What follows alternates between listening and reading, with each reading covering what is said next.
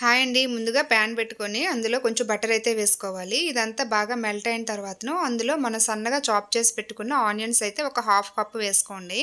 Half cup అయితే తర్వాత మనకి యూజ్ అవుతాయి కాబట్టి పక్కన పెట్టేసుకోండి.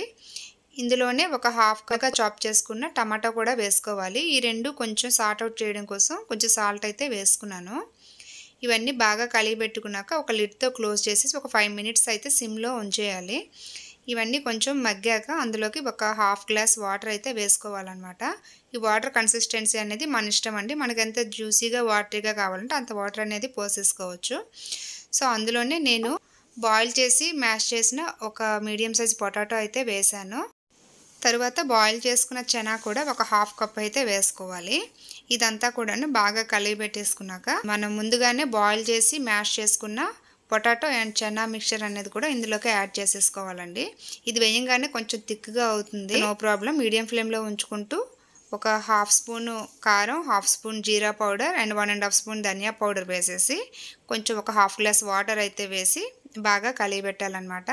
ఇందులోకి మనం ఒక ఫుల్ లెమన్ అనేది స్క్వీజ్ చేసి వేయాలి.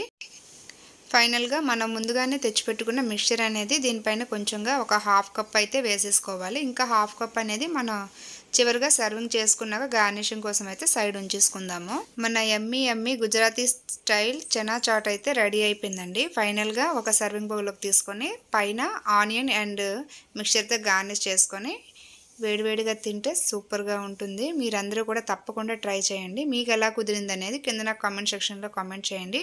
Keep supporting us. Thank you for watching. By by.